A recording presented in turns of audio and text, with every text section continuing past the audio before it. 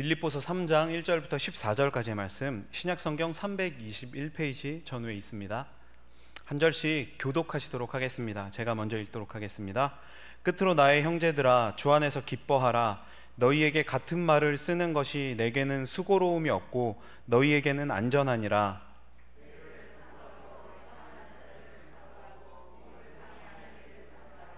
하나님의 성령으로 봉사하며 그리스도 예수로 자랑하고 육체를 신뢰하지 아니하는 우리가 곧 할례파라.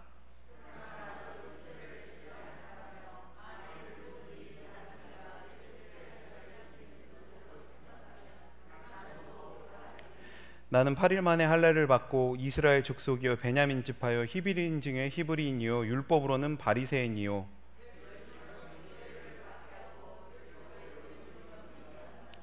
그러나 무엇이든지 내게 유익하던 것을 내가 그리스도를 위하여 다 해로 여길 뿐더러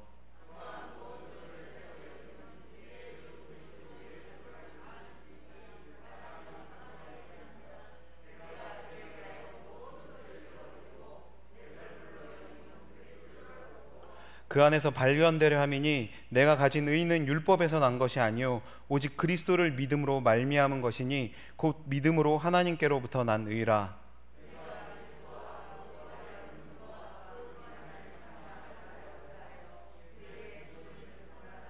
어떻게 해서든지 죽은 자 가운데서 부활에 이르려 하노니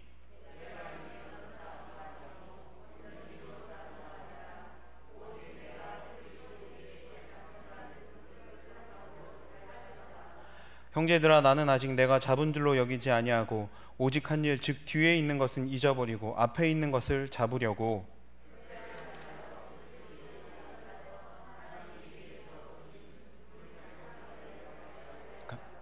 아멘. 오늘 이 시간에는 함께 읽은 빌립보서 3장 1절부터 14절까지의 말씀을 가지고 인생의 전환점이라는 제목으로 하나님의 말씀을 나누도록 하겠습니다. 인생 역전이라는 말이 있습니다.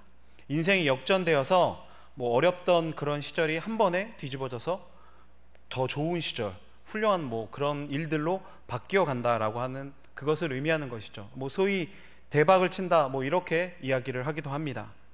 여기 한 청년이 있습니다. 그는 명문 집안에서 태어나 소위 말하는 금수저로 살았습니다. 그리고 이 청년은 배경뿐만 아니라 본인의 실력도 좋았습니다. 서울대를 졸업하고 각종 최연소 타이틀을 휩쓸며 금배지까지 달게 되었습니다. 그의 남은 인생은 탄탄대로이며 승승장구하는 그런 인생이 될 것이 분명합니다. 고스펙의 집안과 빵빵한 학벌, 거기에 뛰어난 머리에다 열심까지 가지고 있는 청년이었습니다. 정말 모든 것을 다 갖춘 보기 드문 사람이었습니다. 그런데 그에게 인생 역전이 찾아왔습니다. 더 인생 역전이랄 게 있을까라고 하는 인생 역전이 찾아왔다라는 것입니다.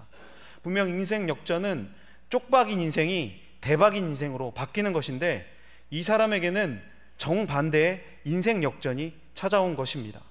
이유가 무엇일까요? 이쯤 되면 이 사람이 누구이신지는 아마 다들 눈치채셨을 것입니다. 네, 바로 바울입니다. 그의 인생의 반전을 요즘 시대에 맞게 조금 각색해서 이야기를 드린 것입니다. 그의 변화는 집안이 망하는 것과 같은 외부 요인이 없이는 세상적인 기준으로 봤을 때는 절대로 있을 수 없는 그러한 일입니다. 그러나 이 사람은 오히려 자신의 이러한 반전에 만족합니다. 고생스러운 지금의 현실에 더 만족한다라는 것입니다. 오히려 이전에 휘황찬란했던 과거를 추억하면서 요즘 유행하는 말로 나 때는 말이야 이런 식으로 하면서 지나간 추억을 회상하지 않습니다. 오히려 인생에 가장 잘 나가던 그 시절을 추억하는 것이 아니라 후회한다라고 이야기를 합니다. 그리고 그때와는 비교도 할 수 없을 정도로 힘든 삶을 살아가고 있지만 지금 자신은 오히려 만족하고 또 내가 기뻐하고 기뻐한다, 계속해서 기뻐할 수 있다, 이렇게 이야기를 하고 있는 것입니다. 어떻게 그럴 수가 있을까요? 그의 이런 이 드라마틱한 변화는 예수님의 역사가 아니고서는 도저히 설명할 수가 없는 것입니다. 그리고 이제 이 놀라운 변화를 서신에 담아서 빌립보 교회 교인들에게 전하며 그들에게 바울이 이야기하고자 하는 그것이 과연 무엇일까요? 오늘 이 시간에 그 말하고자 하는 바를 생각해보고 그 의미에 대해서 우리가 함께 나눠보도록 하겠습니다. 빌립보 교회에 발생한 여러 문제들 중에 사실 분명하게 밝혀진 문제가 몇 가지가 있습니다. 그 중에 하나가 오늘 3장을 시작하면서 등장을 합니다. 당시 빌립보 교회 내에는 유대 율법주의자들이 침투해서 교회 성도들의 신앙을 흔들고 있었습니다. 또한 반대로 극단적인 자유를 주장하며 육체의 쾌락을 일삼는 자유주의자들도 교회에 영향을 미치고 있었습니다. 이 사람들은 사실 극단적인 금욕과 또 극단적인 방종, 이렇게 완전히 양극단의 것을 추구하기 때문에 둘이 무슨 연관이 있느냐 이렇게 생각할 수도 있지만, 이들이 교회를 흔든다라고 하는 공통적인 요소가 있었던 것입니다. 그래서 이들이 신앙을 위협하고 복음을 변질시키는 그런 모습을 벌이고 있었다라고 하는 것이죠. 그래서 바울은 이런 자들과 대조되는 강력한 또 다른 모범이 필요했습니다. 그래서 바울이 제시하는 모범은 바로 자기 자신, 바울의 삶의 모습이었던 것입니다. 자신의 신앙 자세를 간증하면서 빌립보 교회 성도들로 하여금 이제 자신이 보여주는 그 모범에 따라 지속적으로 신앙에 정진할 것을, 이단에 흔들리지 말 것을 권면하기 위해서 지금 자신의 이야기를 시작하고 있는 것입니다. 바울은 자신의 삶이 진정한 보물을 발견한 삶이다 라고 그렇게 확신하고 있었습니다.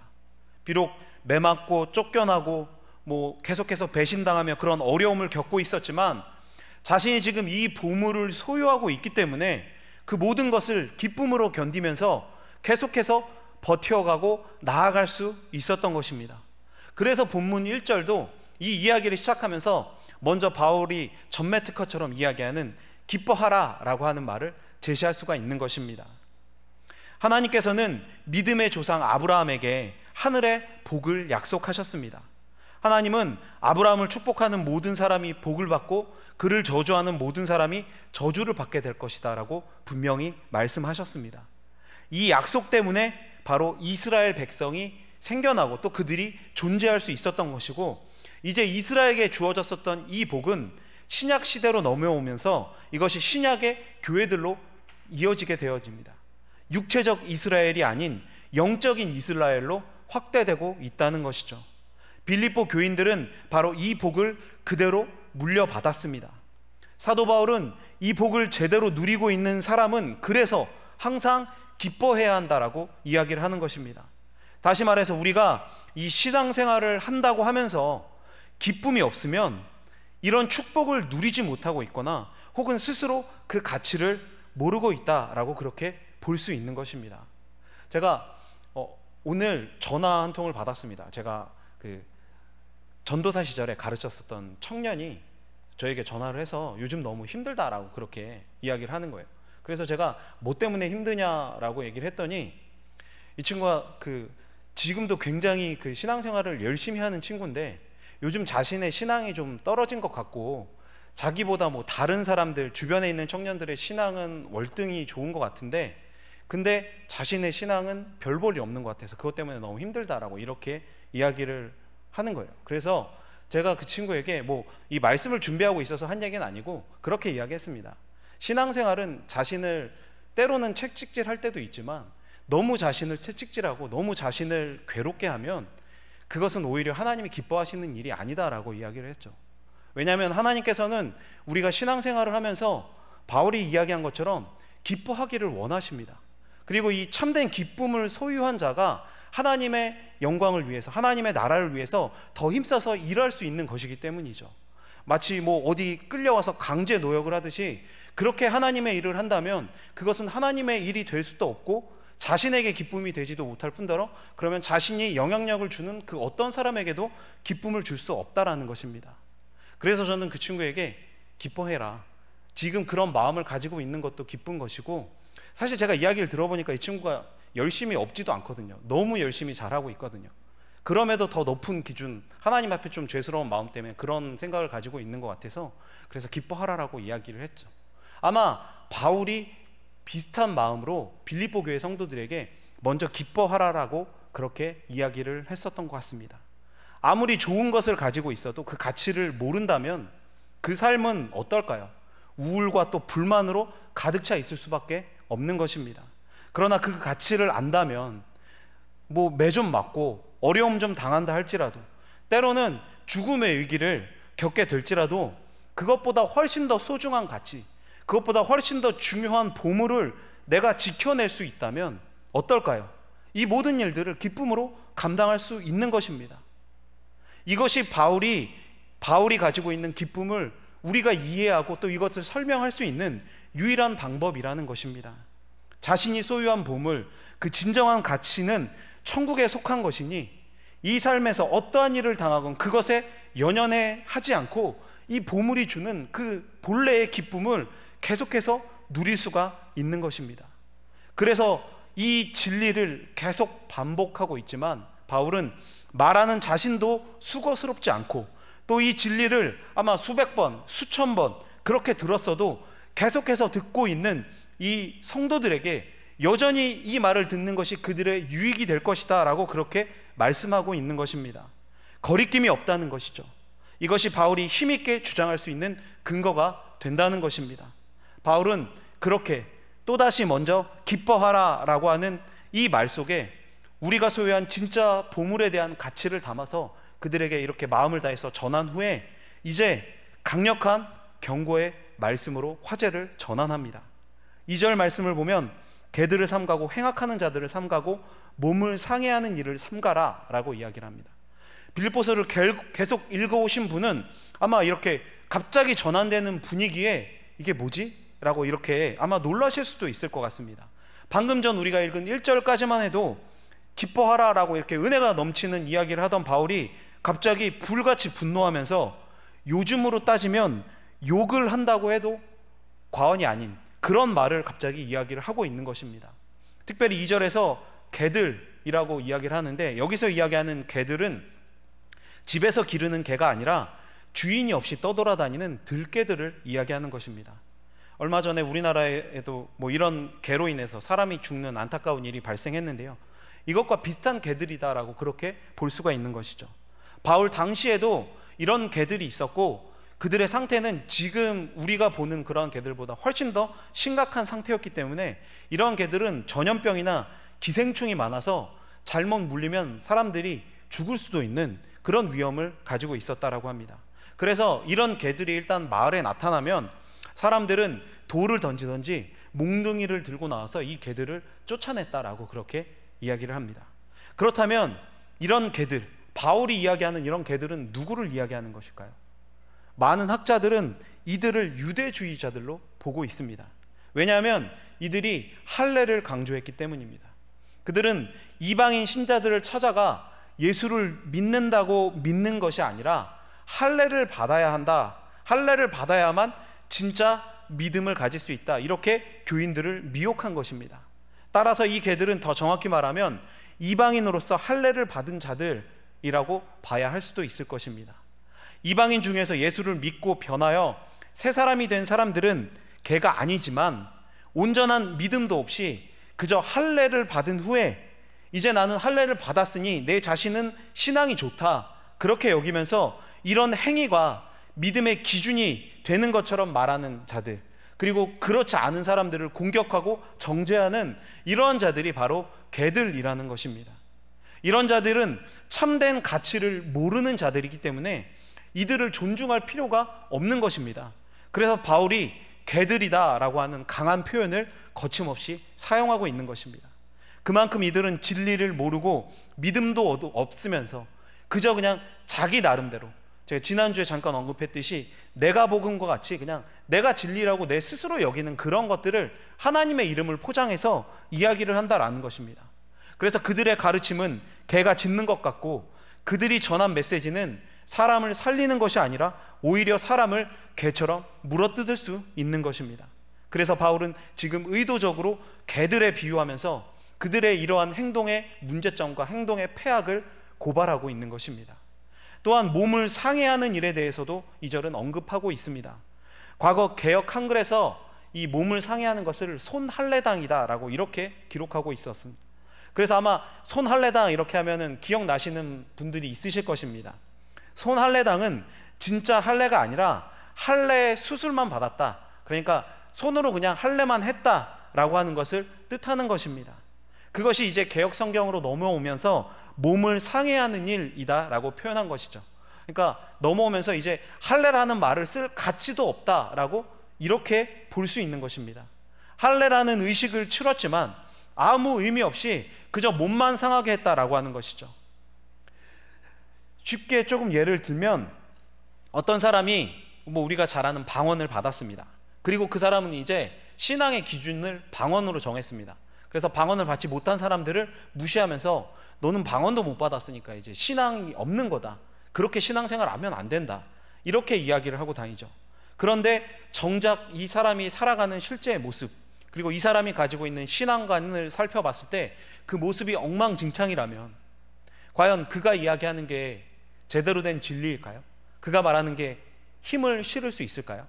그가 말하는 것이 사람을 살릴 수 있을까요? 이것은 생각해 봐야 할 문제라는 것입니다. 진정한 성령의 은사는 자기를 부인하게 만들고 겸손하게 하며 공동체를 튼튼하게 만듭니다. 그래서 성령의 역사와 개인의 욕심에서 나온 그러한 열정을 분별하는 기준은 이후의 삶을 통해서 확인할 수가 있는 것입니다. 성령의 역사는 이후의 삶에서 교회를 건강하게 세우지만 개인의 욕심은 이후의 삶에서 교회를 분열시킨다는 것입니다. 성령을 받았다라고 하면서 정당한 가르침을 부정하고 자기 중심으로 사람을 모으는 것은 결국 욕심에 비롯된 것이고 죄악된 것입니다. 그리고 바울은 이런 강력한 권면을 통해서 더 이상 이런 자들, 이런 행악하는 자들, 이런 개 같은 자들, 이런 자들에게 휘둘리지 말 것을 강력하게 교훈하고 있는 것입니다. 그리고 이어서 바울은 그것을 대체할 바른 가치를 제시합니다. 이 3절 말씀에 보면 바울이 할례에 대한 분명한 정의를 내립니다. 진정한 할례는 육체를 수술하는 것이 아니라 자기 안에 있는 죄성을 하나님 앞에 고백하고 용서를 받는 것입니다. 그리고 성령으로 예배하는 것, 그것이 바로 진정한 할례라는 것입니다. 하나님의 성령으로 봉사하며 라고 3절에서는 또 함께 기록되어져 있습니다.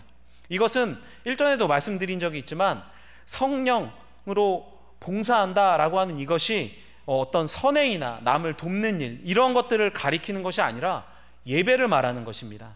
즉 온전한 예배, 자신을 내어드리는 예배의 자리로 나와야 한다는 것입니다.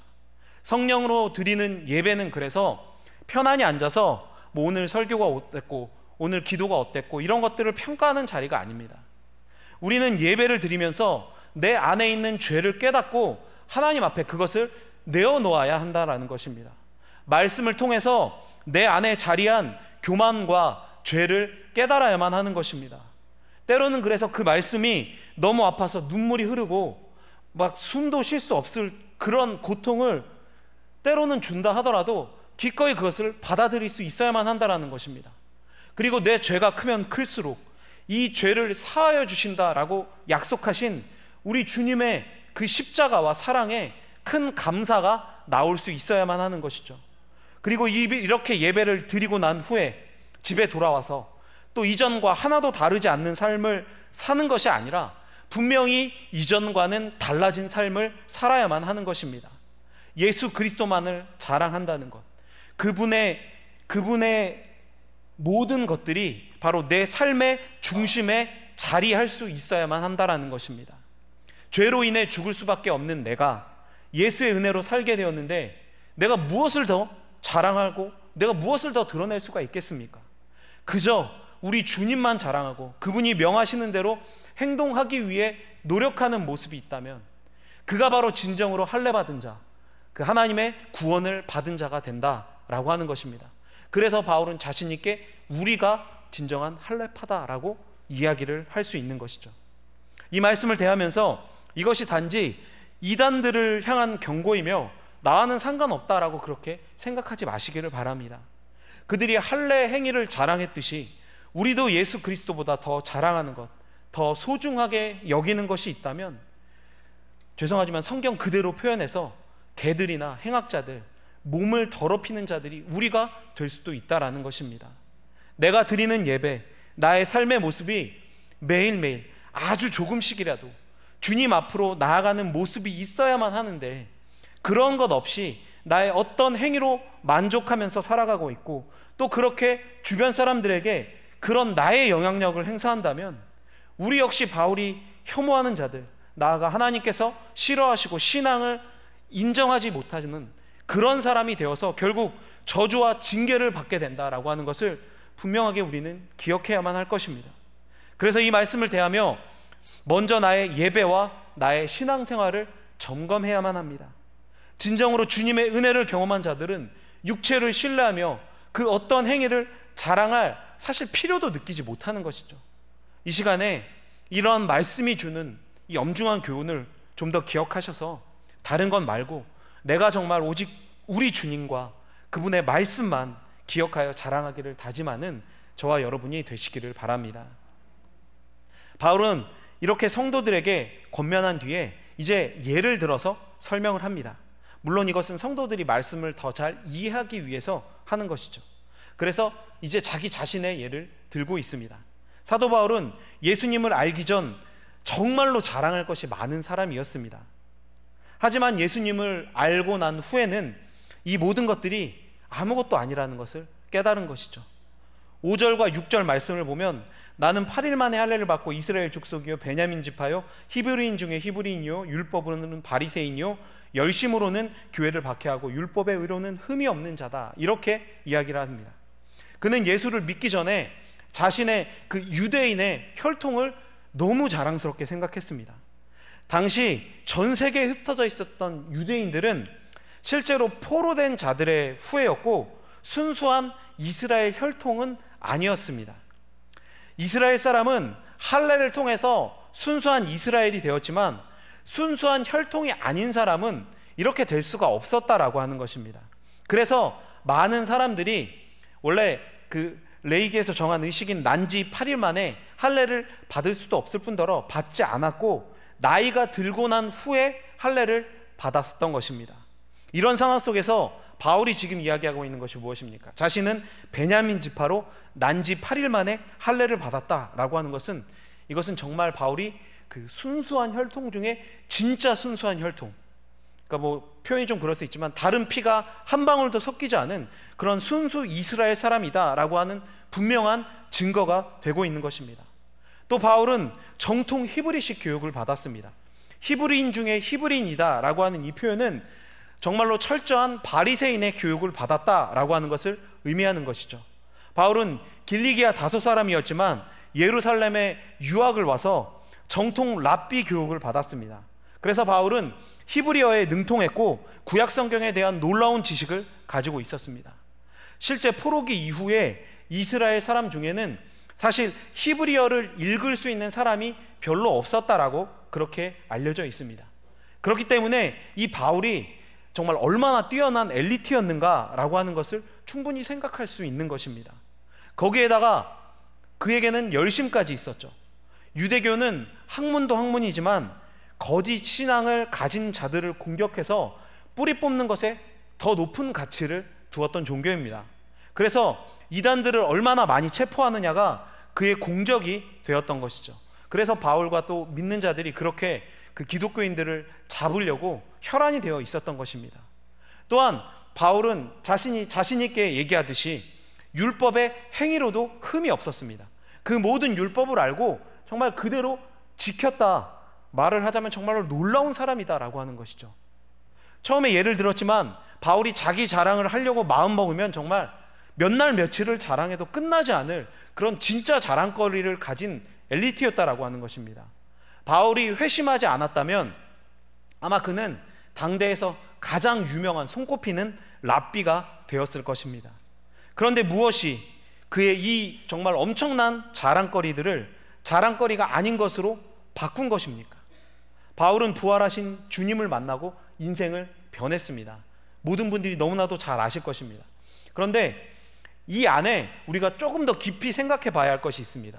주님을 만나니까 바울이 자신이 추구하고 자랑하던 그 많은 것들이 하나도 의미가 없다는 것을 알게 되었죠. 그런데 여러분, 그 예수님께서 하신 말씀이 무엇이었죠? 바울에게 사도행전 9장 4절을 보면 사울아 사울아 내가 어찌하여 나를 핍박하느냐라고 질문을 하셨죠. 그리고 5절 말씀에는 나는 내가 핍박하는 예수다라고 그렇게 말씀을 하셨습니다. 그 똑똑한 바울이, 그 유능한 바울이 예수님께서 지금 던지는 질문, 내가 어찌하여 나를 핍박하느냐라고 하는 이 질문에 결과적으로 아무런 대답도 할 수가 없었던 것입니다. 그가 그렇게 자랑하는 그의 혈통이나 학문, 히브리어 실력, 열정, 이러한 것들이 아무런 의미가 없었을 뿐만 아니라 이 질문 앞에서 조그마한 핑계조차 될 그럴 거리도 못 됐다라고 하는 것입니다. 그는 그저 어리석은 자였습니다. 심판받을 자였습니다. 멸망당할 자에 불과했다라는 것입니다. 그저 많이 똑똑한 멸망받을 자에 불과했다라는 것이죠. 저는 이것이 바울에게 예수님을 만난 것만큼 사실 큰 충격이 되었을 것이다 라고 여겨집니다. 주님 앞에서 말도 못 꺼낼 그러한 일들이 사람들을 만나서 자랑거리가 될 수나 있겠습니까? 그것이 자랑거리가 된다면 그것 자체가 위선이고 죄악인 것입니다. 그래서 바울은 그 심경을 담아서 7절과 8절에 고백을 하고 있는 것입니다. 그러나 무엇이든지 내게 유익하던 것을 내가 그리스도를 위하여 다 해로 여길 뿐더러 또한 모든 것을 해로 여김은 내 주 그리스도 예수를 아는 지식이 가장 고상함을 인함이라. 내가 그를 위하여 모든 것을 잃어버리고 배설물로 여김은 그리스도를 얻고 라고 말씀합니다. 그렇다면 바울이 평생을 수고하여 얻은 이 고귀한 것들을 어떻게 그렇게 포기할 수가 있었을까요? 얼마나 더 대단한 것이 있었기 때문에 이 좋은 것들이 배설물에 불과한 것들이 되었던 것일까요? 그것은 이 세상 모든 만물의 주인이신 하나님, 그 하나님을 정말로 제대로 알게 되었기 때문인 것입니다. 누구를 통해서 알게 되었죠? 바로 예수님을 통해서 알게 된 것입니다. 하나님의 아들이신 예수님은 그분 역시 참 하나님이심에도 성육신하여서 사람이 되사 낮아지셨습니다. 예수님은 우리에게 하나님 자신을 선물로 주셨다라고 하는 것입니다. 이 말이 뜻하는 것은 예수 그리스도를 알면 결국 하나님을 바로 알게 되어 있고, 하나님을 바로 안다라고 하는 것은 우리가 그분의 모든 축복 안으로 들어간다라고 하는 것을 의미하는 것입니다. 이 세상의 모든 만물의 주인이신 그분을 선물로 받고 그분의 축복 안에 거하는 것보다 더 좋은 것이 있을까요? 잠깐인 이 세상에 제 아무리 것이 좋다고 해도 영원한 하나님의 나라와 비교할 수 있는 것은 없습니다. 그래서 바울은 선택을 한 것입니다. 물론 이전 것도 세상에서는 꼭 필요하다라고 이야기할 수 있는 것들입니다. 하지만 이런 것들을 자랑할 수는 없게 된 것입니다. 왜죠? 훨씬 더 크고 좋은 것들을 받게 되었는데 누가 이전에 그 조그만 것들에 미련을 두겠습니까? 누가 그것을 가지고 이야기하겠습니까? 그렇다면 그 사람은 진짜 어리석은 사람에 불과한 것입니다. 그래서 이 세상에서 가장 위대한 것은 영원의 선물이 담겨진 예수 그리스도를 아는 지식에 있는 것입니다. 우리가 예수 그리스도를 믿는 순간 우리의 신분과 미래가 달라집니다. 예수를 아는 지식은 어떤 사람들이 성경을 읽고 그냥 이렇게 살면 좋겠다, 도덕을 배웠다, 이렇게 말하는 것처럼 어떤 인간의 지적인 욕구를 충족해 주는 것이 아닙니다. 이 지식은 앞에서도 언급했듯이 영원히 사라지지 않을 그 하나님의 축복으로 인도하는 놀라운 지식인 것입니다. 이 귀한 지식을 지금 저와 여러분, 우리가 소유하고 있다는 그 사실에 감사와 자부심을 느낄 수 있어야만 합니다. 저만 느끼고 있나요? 네. 모든 분들이 이 사실에 감사를 느끼셔야만 한다라는 것입니다. 내 재물이나 내 자녀, 나와 관계된 것들, 이런 것들이 자랑거리가 되는 것이 아니라 바로 이 위대하고 놀라운 이 참 지식을 기뻐하고 이 지식을 자랑할 수 있는 저와 여러분이 되시기를 바랍니다. 이렇게 주님을 만난 바울, 이 바울은 이제 새로운 인생의 목표를 세우기 시작합니다. 그가 만난 그리스도를 믿음으로 하나님 앞에 의로워지는 것을 이제 자기 인생의 새로운 출발점으로 삼은 것입니다.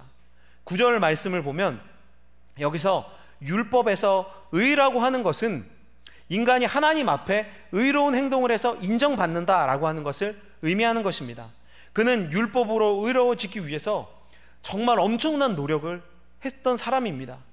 그런데 그런 노력들이 주님 앞에 섰을 때 말 한마디 할 수 없는 그런 허황된 행동에 불과한 것들이었습니다. 만약 바울이 주님을 심판대 앞에서 만났다면 어땠을까요? 바울이 사울이었을 때 주님을 심판대 앞에 만났다면 아마 정말 끔찍했을 것입니다. 그 생각을 하면 아마 바울은 등골이 서늘했을 것입니다. 그래서 바울은 어떻게 보면 선물과도 같은 인생 2막을 시작하며 예수님을 더 철저히 믿고 예수님을 인해 더 기뻐하는 온전한 믿음의 길을 택한 것입니다. 이제 자신의 힘으로 의를 얻는 그 길을 가기 위해 발버둥치고 노력하는 것이 아니라 예수를 믿음으로 값없이 주어지는 이 은혜의 길, 의의 길을 걸어가기로 결정했다라고 하는 것입니다. 바울이 이 길에 서면서 주목한 것이 바로 부활의 능력입니다. 10절과 11절 말씀을 보면 내가 그리스도와 그 부활의 권능과 그 고난의 참여함을 알려고자 하여 그의 죽으심을 본받아 어떻게 해서든지 죽은 자 가운데서 부활에 이르려 하노니 라고 말씀합니다. 도대체 어떤 능력이 이 그리스도를 죽은 자 가운데서 살리셨는지 그가 알고 그 능력을 힘있기를 원했던 것입니다. 그래서 바울은 예수님의 고난에 참여하고 그 죽으심을 본받겠다라고 이야기를 하고 있는 것이죠. 고난에 참여한다라고 하는 것은 말 그대로 예수님의 고난과 죽음을 따라가겠다, 그냥 그대로 하겠다 이렇게 이야기하는 것이 아닙니다. 가끔 뉴스에 보면 뭐 예수님의 고난을 따라가겠다고 막 자기들끼리 십자가에 막 못 박히고 막 달리고 막 이렇게 서로 고통을 주는 이런 엽기적인 생각을 하는 사람들이 있습니다. 그런데 이런 사람들의 행동은 정말 어리석은 행동에 불과한 것입니다.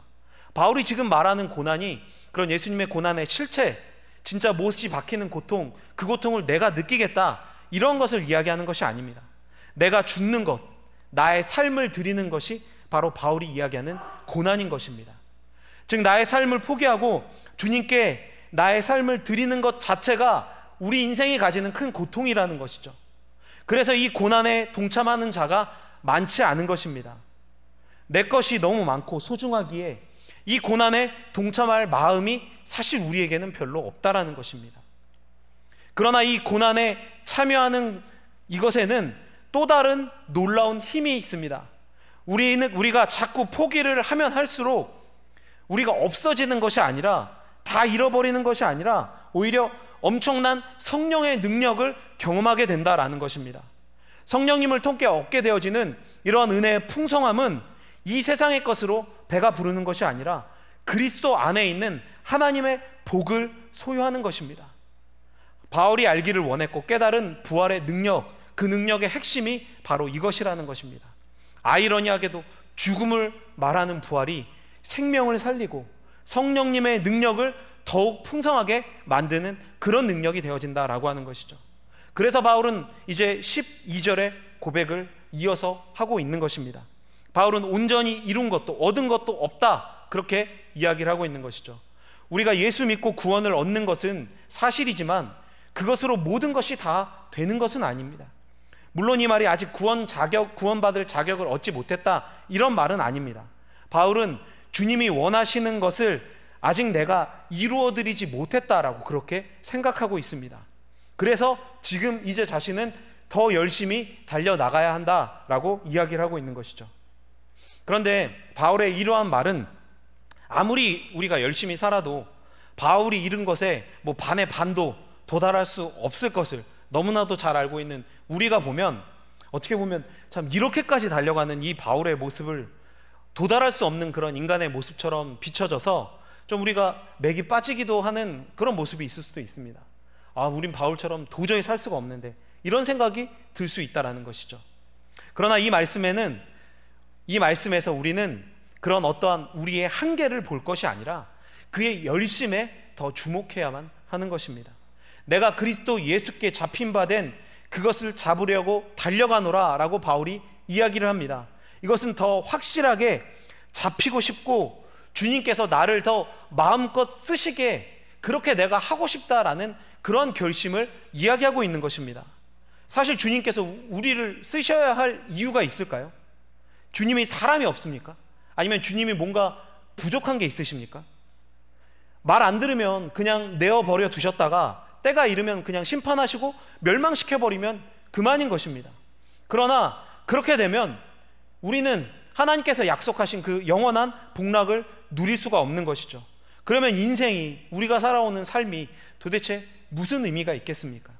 이것을 알기에 바울은 주님께서 계속해서 쓰시기에 적합한 사람이 되기 위해 지금껏 열심히 달려왔지만 자기는 계속해서 그렇게 열심히 주님을 향해 달려가겠다라고 이야기를 하고 있는 것입니다.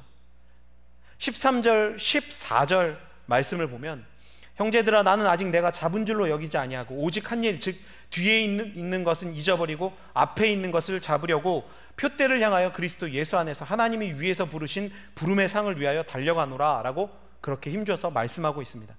이 말씀들을 보시면 그의 분명한 결심이 느껴지실 것입니다.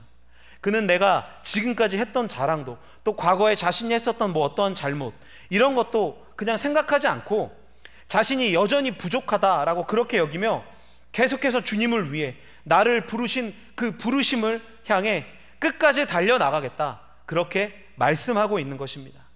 이것이 온전한 성도의 모습, 참된 진리를 경험하고 그 가치를 추구하는 자의 온전한 모습이라는 것입니다.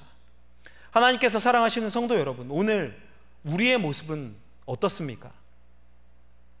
단지 바울의 모습을 보고 나는 왜 이것밖에 안 되나 하는 어떤 후회나 자괴감에 빠지게 만들기 위해 드리는 질문이 아닙니다. 우리 모든 그리스도인들은 각자 인생에서 맡겨진 분량과 소명이 있습니다. 그러니 우리는 바울의 그 열심과 그 분투를 통해 도전을 받고 그를 맹목적으로 따라가는 것이 아니라 우리도 우리 삶 속에서 주어진 현실 앞에 최선을 다하는 삶, 그렇게 열심히 주를 섬기는 삶을 살아가기를 결단해야 한다라는 것입니다. 이것이 주님께서 주신 구원의 은혜를 기억하고 소명을 기억하는 성도의 올바른 모습이다라고 하는 것을 기억하시고 그것을 위해 나아가시고 달려가실 수 있는 저와 여러분이 되시기를 바랍니다. 말씀을 정리하겠습니다. 바울은 일평생을 노력해온 것들을 버리면서 이제 인생의 전환점, 새로운 가치를 추구하려고 합니다. 그 가치는 바로 예수 그리스도입니다. 그는 이제 과거의 영광과 자랑이 넘치는 그러한 삶을 버리고 새로운 가치, 목표를 향해 달려가려고 하고 있습니다. 그리고 이것을 빌립보 교회 교인들에게 자신 있게 소개함으로써 이단이나 그 어떤 잘못된 가치에 그들 역시 함몰되지 말고 바울과 함께 이 새로운 가치, 이 귀한 길에 동참해서 그들 또한 각자에게 맡겨진 길을 열심으로 달려갈 것을 요구하고 있는 것입니다. 이 참된 가치는 예수를 분명하게 알아야만 할 수 있는 일입니다. 그렇다면 예수를 아는 것이 무엇입니까? 이것은 결국 성경을 더 깊게 알아야만 하는 것입니다. 사도 바울은 처음 계시를 통해 주님을 알았습니다. 하지만 그 후에도 바울 자신은 성경으로 돌아가서 더 많은 하나님의 비밀을 깨달을 수 있었던 것입니다. 지금 우리도 성경을 함께 해석하고 적용하는 가운데 하나님과 예수 그리스도를 알아가고 있습니다. 지금 이 시간도 그러한 시간이죠. 그리고 이렇게 알아가는 지식을 통해 우리는 분명한 목표를 세워야만 하는 것입니다. 이 지식을 내가 이렇게 뛰어난 사람이야, 내가 이렇게 많이 하는 사람이야, 이렇게 자랑하기 위해서 배우는 것도 아닙니다. 또 내가 잘 먹고 잘 살기 위해서, 우리 가족이 성공하기 위해서 우리가 이 진리를 배우는 것도 아닙니다. 진리 위에 거하기를 원한다라고 하는 이 목표, 그리고 예수 그리스도의 도구로 내가 사용되어서 그분만을 위해 사용되어지는 것, 성령의 역사에 동참하길 원하는 그러한 목표들을 분명히 말씀을 통해서, 예배를 통해서 우리는 세워나가야만 한다라는 것입니다. 바울은 복음을 더 선명하게 하고 이방에 이 복음을 전하는 사명을 표대로 세웠고 그것을 향해 끝까지 달려나갔습니다. 오늘 우리의 표대, 우리의 목표는 무엇입니까? 주신 말씀의 바탕 위에서 이것을 한번 진지하게 고민해 보시기를 바랍니다. 그냥 예배 마치고 돌아가서 오늘 예배 잘 드렸다 이렇게 끝나는 것이 아니라 나는 무엇을 향해 달려가고 있는가? 무엇을 향해 달려갈 수 있는가? 내가 아는 예수 그리스도는 그 목표에 어떠한 영향력을 끼치고 있는가? 이것에 대해서 우리가 한번 심각하게 고민해야 한다라는 것입니다. 그리고 내가 주님께서 주신 그 사명을 기억하여서 마지막 날 주님 앞에 서는 그날까지 최선을 향해, 최선을 다해 그렇게 달려나갈 수 있는 올바른 신앙을 달라고 기도하시기를 바랍니다. 그러면 주님께서 분명하게 보여주실 것입니다. 우리가 뭐 해라 뭐 해라 막 누구한테 이렇게 지시하고 말하지 않아도 마땅히 할 바를 분명히 알게 하실 것입니다. 이렇게 진리를 갈구하여 말씀을 더욱 깊이 있게 바라보는 그러한 신앙, 또 그것을 바탕으로 행동하는 신앙으로 정말 끝까지 주님의 기쁨이 될 수 있는 귀한 삶을 살아가실 수 있는 저와 여러분이 되시기를 바랍니다.